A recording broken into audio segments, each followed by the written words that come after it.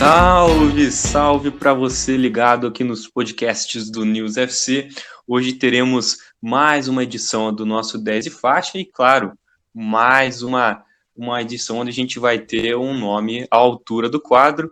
Hoje a gente vai falar do bigode mais famoso do futebol mundial, o nosso querido Reizinho do Parque, o Curió das Laranjeiras, o nosso grande Roberto Rivelino, que sem dúvida jogou muita bola e foi aí, sem dúvida, um dos grandes 10 de faixa da nossa história. Eu já estou aqui com o meu parceiro, o Felipe, para comentar mais uma vez a carreira de um grande craque aí do nosso futebol. Fala, Felipe. Fala, rapaziada, fala, Vini, tranquilidade. Esse é o verdadeiro respeita o moço. Esse merece a patente alta aí, merece todos os elogios. É sempre bom relembrar aí mais um grande jogador. Sem dúvida, a patente alta de um 10 e faixa de qualidade, como foi, sem sombra de dúvidas, aí o nosso que integrou, né, junto com outros tantos 10 ali naquele time fantástico da Copa de 70, que levantou lá o caneco no México, né, na final, na famosa final contra a Itália no Estádio Azteca. Então, começando um pouco aí a falar sobre a carreira desse nosso grande atleta e nosso grande jogador, o Rivelino. Bom, o Riva, ele começou a carreira dele no Corinthians, né? Mas tem um pesar. Para você que não conhece, o Riva, ele era palmeirense, né? Ele chegou até, inclusive, a jogar na base do Palmeiras, mas foi dispensado, né? Antes de ir pro Corinthians. Então é um famoso caso aí de virar casaca, né? Mais um dos tantos no nosso futebol, né? É um fato até comum, né? Acho que é aquele do futebol, acho que ele chega no momento e ele fala, cara, você tem opção aqui no teu rival ou você não vai jogar. Acho que o sonho de ser jogador e de estar em campo e ser profissional, acho que nessas horas pro atleta pesa mais também. E com o tempo, acho que saindo, indo para outros clubes, ele vai perdendo um pouco também esse amor assim, pelo clube e se torna um jogador mais. Não é o caso Eu acho como é o caso do Rivelino, mas é o caso do Zico, né? Que a gente viu semana passada. Sempre tem essas essa paixão, variáveis. essa paixão ela é importante, mas ao mesmo tempo também ela pode prejudicar, né? Então, se o cara conseguir deixar isso de lado, né, e aprender ali ter um pouco ter essa frustração como foi o caso do Rivelino e ter aprender a ter um profissionalismo melhor é até mais interessante para a carreira do cara, né? Aí ele começa a construir uma história diferente e sem esse amor platônico, né, de infância que ele tem por algum clube, né? Exatamente. E há quem diga que o Rivelino até jogava com certa raiva nos jogos contra o Palmeiras, né? Porque ele realmente jogava muita bola nesses confrontos que eram ali naquela época era uma época de ouro do futebol brasileiro, né? Onde a gente tinha grandes clubes e o Corinthians, assim como principalmente o Palmeiras, né? O Palmeiras tinha a academia de futebol, né? Do Ademir da Guia, então era uma época de ouro ali para quem pôde vivenciar e ver esses grandes clássicos do futebol, realmente era um privilegiado, né? É, da década de 70, 80 aí, o torcedor brasileiro não podia talvez a gente tenha um pouco do saudosismo, mas acredito que a qualidade do futebol ou grandes craques era mais presente, né? Falando principalmente no meio campo ali, e ataque, a gente tinha grandes jogadores. Hoje não acontece mais por questão financeira, né? O cara recebe uma proposta de milhões para jogar no Real Madrid, enfim, até um time mediano da Europa, o cara prefere ir para lá do que ficar por aqui. Então tem um pouco de saudosismo também nisso. Que a realidade do futebol à época era outra, né? Naquela época, realmente, os grandes craques jogavam por aqui, né? E não tinha essa facilidade ou esse cartaz tão grande que o futebol europeu tem hoje, né? Exato. E também lá o cara não ganhava a grana que ganha, claro, isso longe de ser a grana que ganha hoje, mas até para a época não tinha uma disparidade tão grande, né? O cara que jogava na Europa não ganhava tão melhor quando ganhava aqui, né? Jogador de futebol não era uma profissão tão valorizada, né? Exato. Era mais por amor. Não por amor, mas tinha mais. Um pouco mais de amor com a camisa tão profissional como é hoje, né? Hoje o cara já tá jogando no Flamengo, vai pro Fluminense, daí vai pro São Paulo, e vai pro Inter, e depois vai para outro time, vai pro Grêmio, enfim. Hoje não, a galera tem a própria torcida, lógico, tem alguns casos aí marcados, a gente viu recentemente o Thiago Neves, que zoou o Atlético Mineiro uma época, a torcida não quis ele no clube. Tem alguns fatos isolados, mas na grande maioria acaba aceitando e vai numa boa. É isso aí. Então, voltando aqui, a carreira no princípio da carreira, né, do Riva, então ele começou no Corinthians, né, entrou no infantil do Corinthians e logo ele teve uma projeção assim, muito rápida, né, ele joga do infantil, ele já subiu para os juniores e dos juniores para aspirantes e no aspirantes mesmo que ele desabrochou, né, que ele teve o seu grande destaque. Porque, para quem não sabe, na época, né, antes do jogo do time profissional, da equipe principal do clube, tinha os confrontos dos aspirantes, né? Então a galera ia para o jogo para assistir o time, mas tinha o jogo da piazada, né? Daqueles mais dos aspirantes, dos mais jovens antes. E foi justamente nessas partidas que o Rivelino começou a ter o grande destaque, né? A torcida, a Fiel, começou a se encantar com o futebol que o menino Rivelino apresentava, né? Com a 10 alvinegra. E foi nessa época que ele ganhou o apelido de Reizinho do Parque São Jorge, né?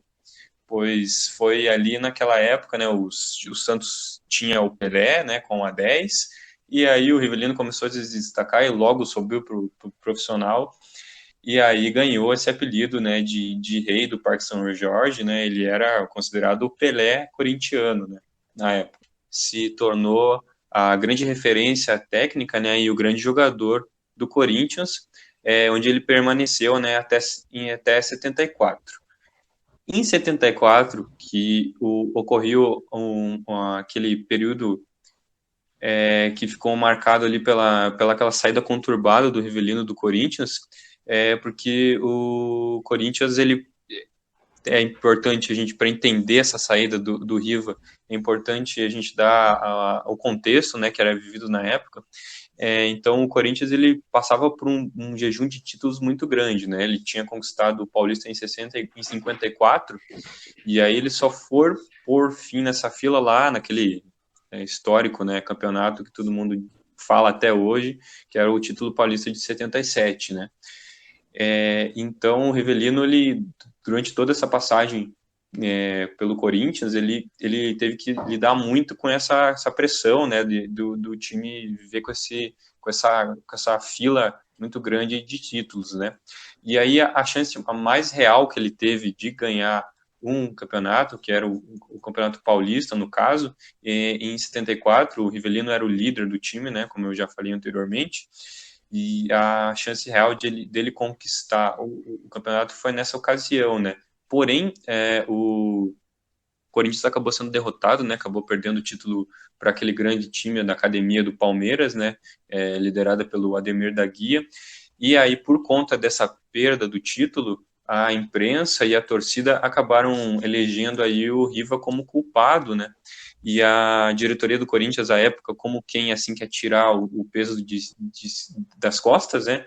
Acabou também comprando essa ideia de que o Rivelino era o responsável pelo fracasso corintiano, e aí eles acabaram deixando de lado, né? Acabaram escorraçando assim, o Rivelino, que era o grande craque do time na época, né? É, é ruim para a história do clube a forma como ele sai, né? Acaba por questão mais política ia caçar um culpado ali, escolheram ele e não se importaram muito com a história e a identificação que ele teve com o clube, né?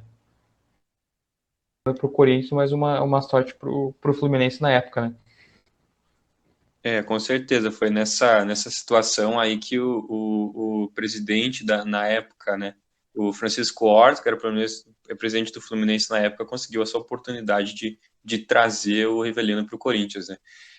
Durante até um certo período, após esse embate aí entre Rivelino e Corinthians, até houve um período em que teve uma rixa do clube com o jogador, né. apesar de muitos considerarem o Rivelino talvez o maior jogador da história do Corinthians durante esse período aí em que ele ficou em atividade, até existia uma rixa, né, entre ele e a torcida do Corinthians, mas que foi esquecida depois que o Rivelino se aposentou. Até em 2014 ele foi homenageado com um busto, né, lá no CT Joaquim Grava, então ele foi eternizado, né, e hoje, claro, a torcida corintiana tem muito carinho pelo Rivelino. Aí, nesse contexto, então, que o presidente do Fluminense, o Francisco Horta, conseguiu essa negociação, foi uma negociação intensa, porque a princípio o Corinthians não queria mais o Rivelino, mas da mesma forma também não queria liberá-lo, né? O presidente do Corinthians na época, o Vicente Mateus, fez uma resistência, né? Mas o grande presidente que era o Francisco Horta conseguiu uma negociação, né? E conseguiu a liberação do Rivelino na época por valor assim próximo para a época, pasmem, por 3 milhões de reais à época. Você não imagina hoje um jogador do calibre do Rivelino sendo negociado por esse valor, né? É, hoje é outro mundo, né? 3 milhões, com todo respeito, qualquer Douglas aí, lateral direito, vale, né? Então, hoje a bolha do futebol, o valor é outro universo, é outro mundo. Não tem nem comparação, né, com esses valores atuais com os da época, né? Mas enfim, aí o Riva foi pro Tricolor Carioca e logo na chegada dele, para honrar, né, a contratação, o presidente Tricolor lá organizou um amistoso contra o próprio Corinthians em um pleno sábado de carnaval, né? Ele contratou inclusive a bandeira a bateria da Mangueira para tocar na geral do Maracanã na estreia do Rivelino.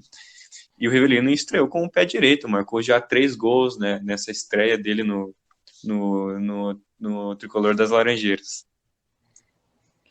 Eu acho que ficou talvez um gostinho de amargo pro Corinthians, mas um gostinho talvez de revanche pro Rivelino, né? Ter essa vitória, assim, marcar gols contra o ex-clube e a forma como ele saiu também, acho que deve ter lavado a alma, né? Ah, com certeza.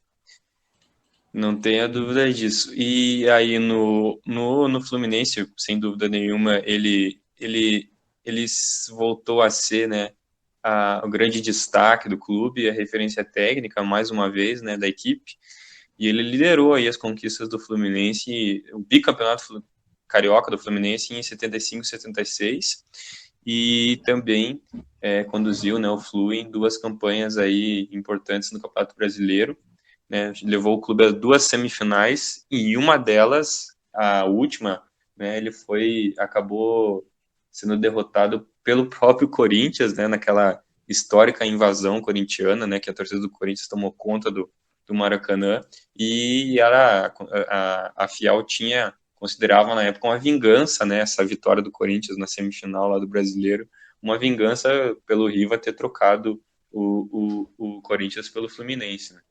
Sim, e acho que vale destacar também nesse time do Fluminense, tinha também o Carlos Alberto Torres e também o Paulo César Caju, acho que duas grandes figuras aí que dividiam a responsabilidade com o Rivelino, e que era uma máquina tricolor, né? E acho que Era. o Rivelino também, nessa época, cair, e até a gente vai falar um pouco mais pra frente, do elástico, né? Tanto que o gol que eu vou escolher aí tem a ver com o elástico, que eu acho que mostrava. Não era um atleta muito veloz, mas tinha uma potência na falta, né? Uma cobrança de falta, e sabia dar o elástico muito bem, né? Sem dúvida nenhuma, era um jogador que tinha uma qualidade técnica invejável, ainda mais para a época, né? Por isso que ele era realmente reconhecido, tinha esse valor, essa importância. Acho que na era ali, a gente vai até destrinchar um pouquinho mais para frente isso, mas com certeza o maior jogador ali na era pós-Pelé, né? Muito. Assumiu ele depois, né, foi 74, 78, né? Talvez na seleção era o cara com mais peso e mais aposta para levar a seleção pro título, com certeza. Então aí nesse período no Fluminense, ele atuou de 75 a 78, né, sempre com a camisa 10, vestindo a camisa 10 do Tricolor das Laranjeiras. E aí no final de 78, ele deixou o Fluminense rumo, foi se aventurar lá no futebol árabe, a exemplo do Zico, né, que a gente falou no 10 faixa da semana passada. Ele foi um desbravador lá no futebol japonês, e quem teve essa missão no futebol árabe foi o Rivelino, né? Rivelino foi o primeiro jogador brasileiro a jogar na Arábia Saudita e foi ele quem foi fincar a bandeira do futebol por lá, né? Lá em 78. Eu acho que a gente vai deixar no. Galera que tá ouvindo o podcast aí, depois acessa o nosso site lá e a gente vai deixar uns vídeos e dá para ver a diferença, assim, se hoje a gente tem ainda alguma. Assim, ainda existe, né, alguma diferença com o futebol da Arábia Saudita, enfim. Nessa época era gritante, assim, a diferença. Tem alguns lances de corrida, de toque de bola, assim, que você vê que em relação aos outros caras, o Rivelino era bem na frente do resto da galera. E aí ele permaneceu lá, né, no Al Hilal até 81, e aí dizem que ele teve uma desavença lá com o príncipe Khaled, né, que era o dono do clube, que acabou antecipando, né, essa o fim de carreira dele. Ele pretendia jogar até um pouco mais de idade, né, acabou encerrando a carreira com apenas 35 anos. Bom, mas sem dúvida, os grandes momentos da carreira do Rivelino foram nas Copas do Mundo, né, vestindo a camisa da seleção brasileira.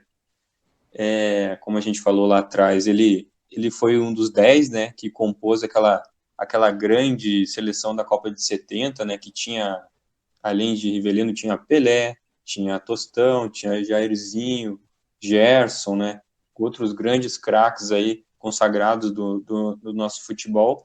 E um fato curioso é que o Rivelino ele não participou da campanha das eliminatórias para a Copa do México, né? O técnico da seleção na época era o João Saldanha, e ele até tentou utilizar o Rivelino nos primeiros jogos, mas o Rivelino não conseguiu se adaptar, né? Porque ele teria que jogar fora de posição, né?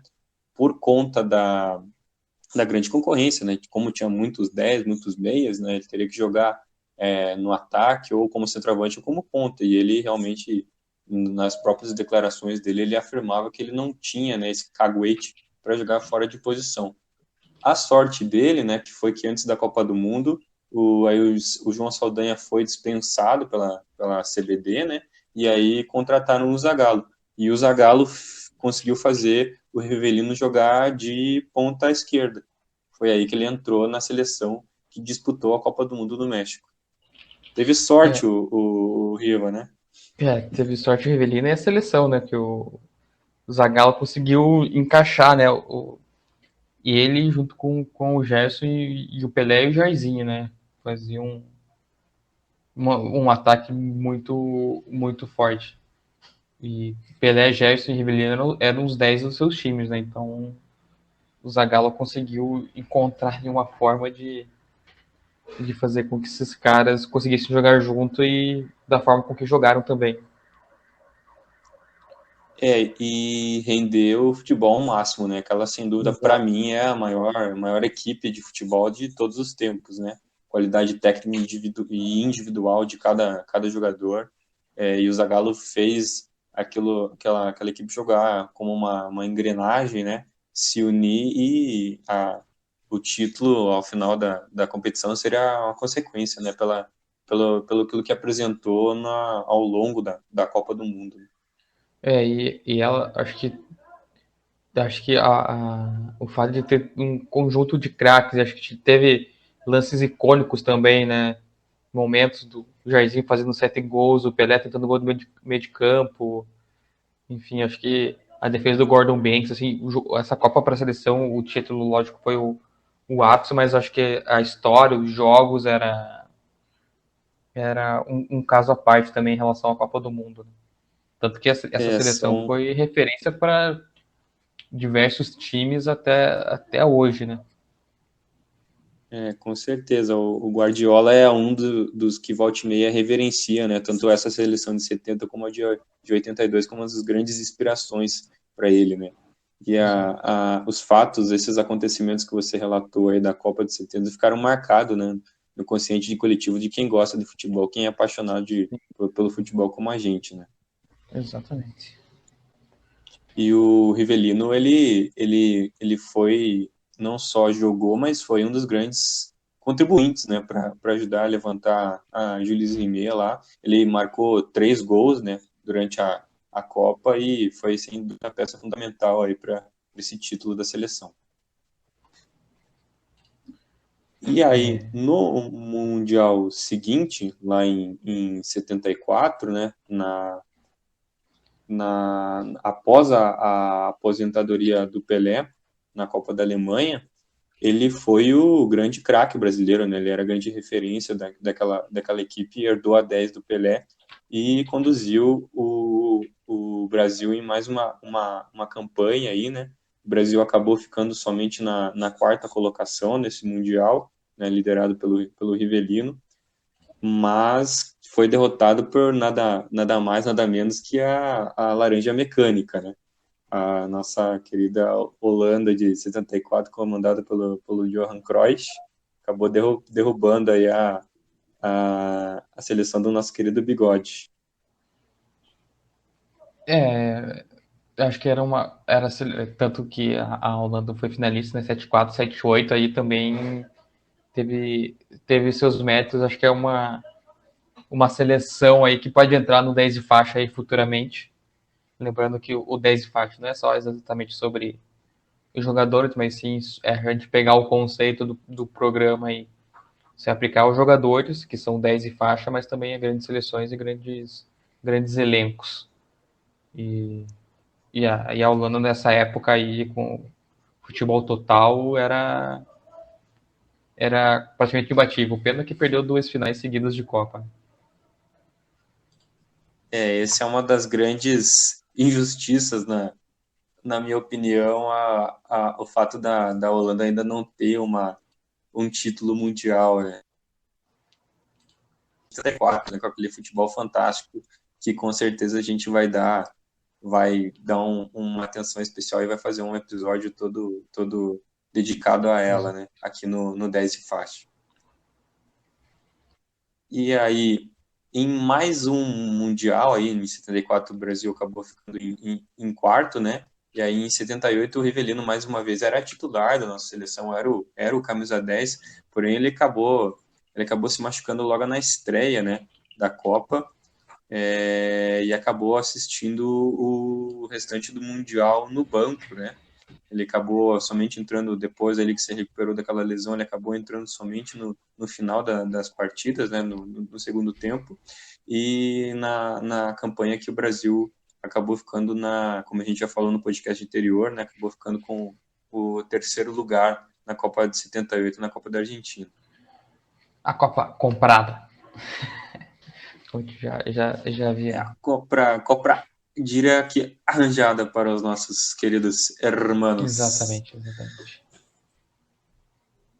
E essa foi a passagem do nosso querido Riva pelo clubes e pelas seleções, e para dimensionar um pouco para você que não acompanha talvez de perto a carreira do Rivelino ter uma noção, o Felipe vai trazer um pouquinho dos grandes títulos e os grandes números aí da carreira do Riva.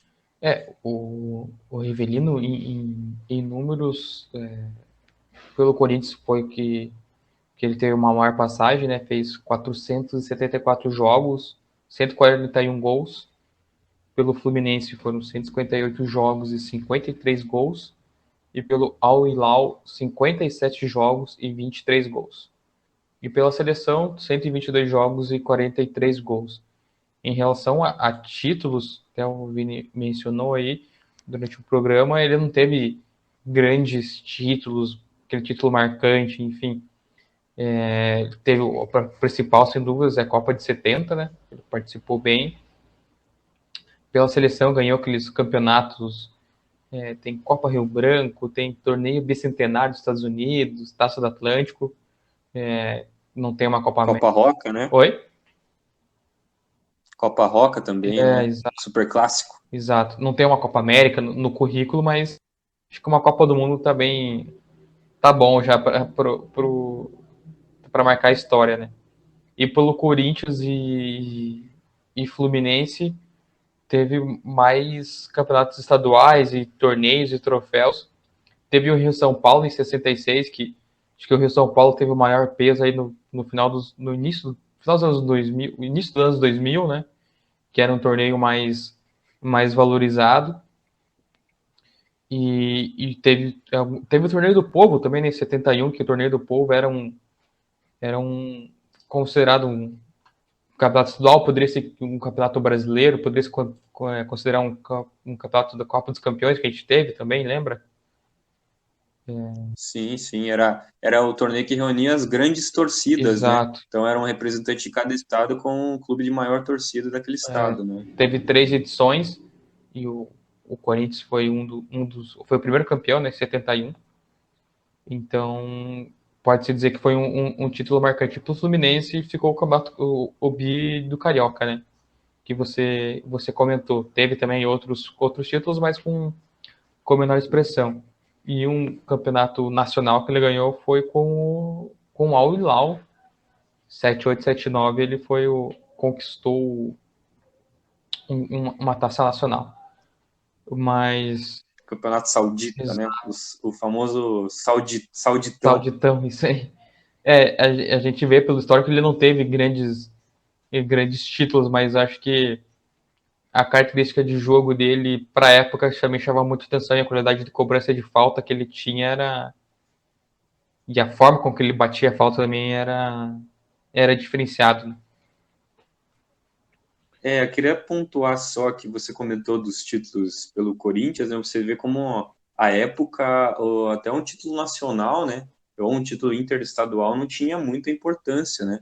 Porque muito se falava desse jejum de títulos do Corinthians, né? Que eu até citei ali, que durou de 54 até 77, mas era uma pressão muito grande para ganhar o Campeonato Paulista, né? Sim, Então o Corinthians conquistou troféus naquele período, ganhou alguns torneios, ganhou aí, dentro de mais expressão, o Torneio do Povo e o Rio São Paulo, mas não era nada que saciasse essa vontade do torcedor corintiano de ganhar um campeonato paulista, né? Que talvez era o campeonato que tinha maior expressão para a época, né? Os estaduais eles tinham muito mais importância que até um campeonato brasileiro, né? exato. Tanto é que em algumas edições do brasileiro a gente teve times que deixaram de jogar o Campeonato Brasileiro, caso de São Paulo, de Santos, ali no comecinho do Campeonato Brasileiro, a partir de 71, né?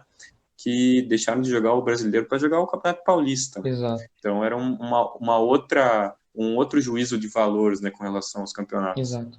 E entrando um pouco no mérito de prêmios individuais, né, que a gente comentou do Zico na edição passada, o, o Rivelino ele foi uma vez bola de prata da Placar em 71 e outros prêmios expressivos ele ficou em 73 e 76 ele foi terceiro melhor futebolista. Futebolista é uma palavra. O terceiro melhor jogador sul-americano, né, desses 2 anos. E em 77 ele bateu na trave e ficou como segundo. Então, você ser considerado o segundo ou terceiro melhor jogador do continente na verdade, na América É, do Sul é algo ser louvado. Né? é uma marca, uma conquista expressiva, né? E ainda mais se a gente considerar aqueles jogadores que foram os contemporâneos dele, né?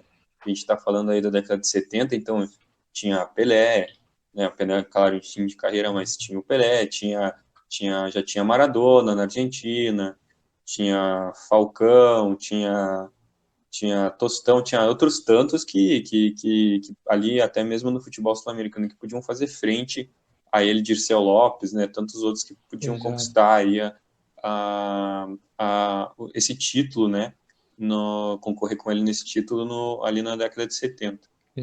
Exatamente. Também tinha Ademir da Guia, Dudu, Leivinha, enfim,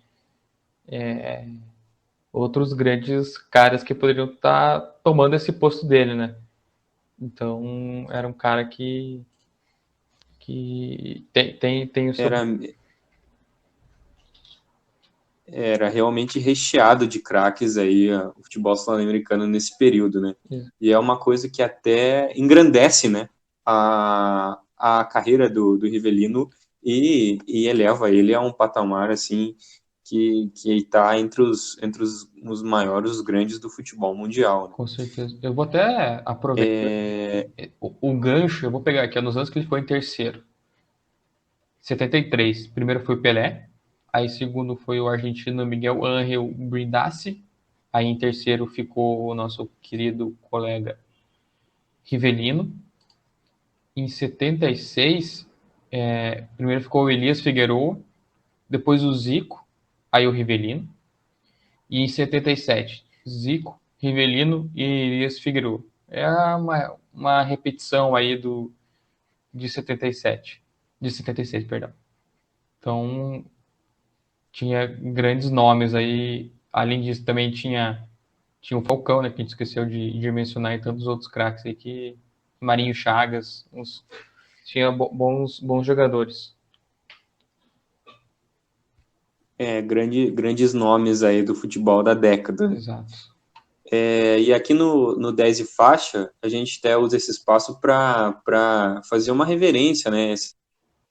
E tentar explicar para aquele que não acompanhou a época, ou que não conhece o nome do jogador, a entender por que ele tão grande, né? Exato. E tão reverenciado no futebol. Então, esse é um dos fatos que eleva o Rivellino a esse patamar. E aí eu elenquei aqui também outros fatos que fazem o Rivellino ser tão respeitado quanto ele é, né?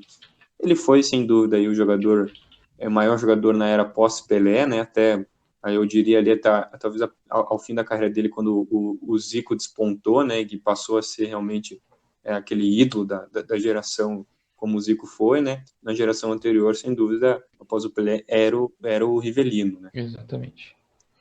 E eu acho que um outro ponto que a gente não viveu essa época, né? A gente tá compartilhando com vocês o que a gente ouviu, e trouxe e compartilhou com vocês, mas eu lembro que eu vi o Rivellino assim no programa Cartão Verde da TV Cultura. Tinha um programa de esportes, comentarista lá ainda, mas eu lembro que ele trabalhou lá e eu gostava da participação dele no. Depois a gente trabalhou acho, no Esporte Interativo também, né, um tempo, como comentarista também. Ele ficou tempo, né? Como ele, depois que encerrou a carreira, ele ficou bastante tempo comentando jogos, né, na televisão aberta. E aí depois teve também ficou um bom tempo ali participando do Cartão Verde ali na TV Cultura, né? Acho que até o Dr. Sócrates participou com ele um período, também eram participações extremamente relevantes ali para quem gosta de bola, né? Exato. Um outro fato curioso, que até dimensiona assim, o tamanho do Riva, é que o Maradona já declarou em inúmeras entrevistas, em inúmeras declarações, que o maior ídolo para ele dentro do futebol é o Rivellino. Então, para você ver um jogador do tamanho que foi o Maradona, que está com certeza ali, se não é o maior, depois do Pelé, o segundo maior jogador da história do futebol mundial, o Rivellino era ídolo do Maradona. Então, já dá para ter noção também do tamanho do Rivellino para o futebol, né? A gente, como não viveu a época, acho que os caras é só saudosismo, mas o cara foi importante para a história, né? Principalmente da seleção e do futebol como um todo. Inspirou. Talvez se não tivesse o Evelino, não teríamos o Maradona. Enfim, fica aí o questionamento. Fica a reflexão. Fica a reflexão. Até para ter esse comparativo com os dias atuais, né? A gente tem uma obra do Rivellino aí que replicada aí até nos dias de hoje nos campos, né? Que é o famoso elástico, né? Ele não foi ele que criou, mas ele ajudou a patentear e até mesmo difundir, né, nos gramados. Ele eternizou essa jogada aí naquele gol que você vai votar mais tarde, já antecipando, dando um pequeno spoiler aqui, mas ele foi, sem dúvida, o jogador que popularizou o drible do elástico, né? E outra característica marcante também, e bem viva na lembrança de quem assistiu o Rivelino jogar, era a pancada, era o chute forte, né? Que rendeu o apelido dele de patada atômica, né? Até os gols lá que ele marcou na Copa de 70 foram todos de pancada, de chute forte, de fora da área, e também em cobranças de falta, né? Que eternizou aí esse apelido dele como patada atômica, né? Mas eu tava pra participar e fazer a gente desenvolver o programa, mas tem vídeos dele cobrando falta com categoria também. Não era só na. Lógico, pra ter força você precisa também ter um jeito, ter a técnica pra bater na bola, né? E acertar o gol.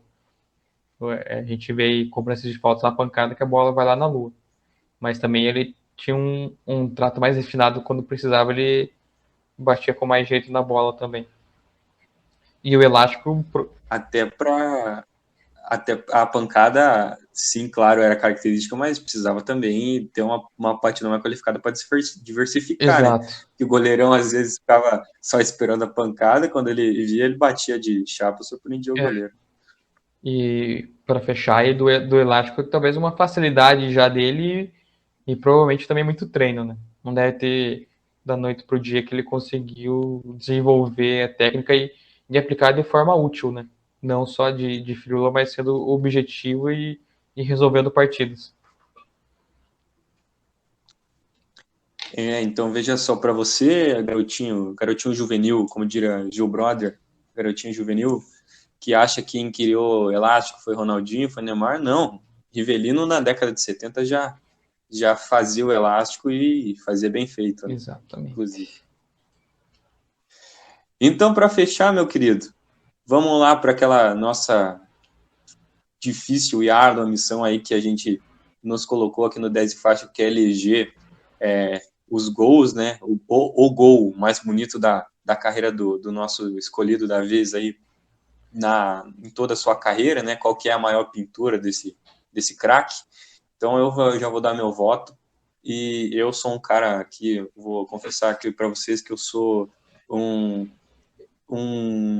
admirador dos cobradores de falta, e assim como eu escolhi o gol do Zico com uma cobrança de falta na semana passada, hoje eu vou escolher um gol do Rivelino em cobrança de falta mais uma vez. E o gol que eu vou escolher é o gol que ele marcou contra a Alemanha na Copa de 74, né? Que ele mostra aí toda a qualidade dele na pancada, solta o pé ali da entrada da área. Acho que tem inclusive um jogador ali, o fato curioso do gol, tem um jogador do Brasil no meio da barreira, se não me engano, acho que é o Nelinho, e a hora que ele solta o pé, o Nelinho se joga no chão, abre aquele buraco na barreira e a bola vai lá para o fundo do gol, não dá nem chance do goleiro alemão ali ter qualquer tipo de reação para pular ou tentar alguma defesa na bola, né? Então, para mim, esse aí é o gol, para mim, é o gol mais bonito da carreira do nosso querido Rivelino. E o seu, meu querido, qual vai ser a sua escolha aí da vez? Eu vou pegar um outro lance famoso aí, característico dele, que é o drible do elástico, que é um pouco do que eu falei ali da objetividade do Clássico Carioca contra o Vasco em 74, se não me engano. O Fluminense ganhou de 1-0 com o gol dele. Ele pegou a bola, próxima meia-lua, deu elástico entre as pernas do zagueiro, adiantou a bola, passou entre dois zagueiros e tocou na saída do goleiro. Acho que é um lance bem característico. Ele mostra a objetividade que ele tinha e também com o elástico sendo útil, uma forma dele conseguir enganar e driblar a marcação e ir para dentro do gol. Esse é meu voto. É um gol que, sem dúvida, reverenciei todo o repertório técnico que tinha o nosso querido Bigode, nosso querido Roberto Rivelino. Mas então é isso, meu querido. Vamos aí nos caminhando para o fim de 10 e faixa. Então, se você ouvinte tem uma opinião diferente da nossa, se você acha que tem um outro gol do Riva aí que vale a pena ser citado, que não esses dois aí que a gente escolheu, você faça o favor aí, deixe nos comentários, divida a sua opinião com a gente, participe aí para a gente também ter essa interatividade com você, ouvinte do News FC. É isso, meu querido. Quer deixar um recadinho aí para o nosso querido ouvinte? O pessoal que quiser compartilhar e falar, pô, fala de tal jogador, pô, lembra daquela seleção, lembra daquele time. Sugestões de pautas são sempre bem-vindas. Críticas construtivas também, estamos aí para isso. E nos siga no Instagram, Twitter, Facebook, acesse o site. E você, empresário rico, patrocina nós. Tá difícil a nossa vida de gerador de conteúdo, precisamos de patrocínio. É isso, o meu recado tá dado.